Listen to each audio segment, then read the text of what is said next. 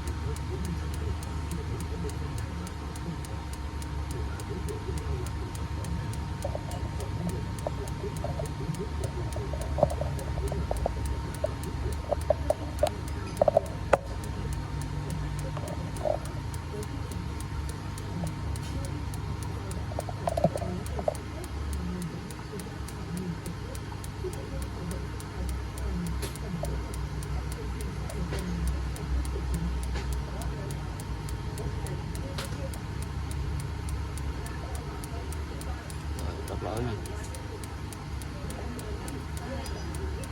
Đó, kết nối được máy test nha.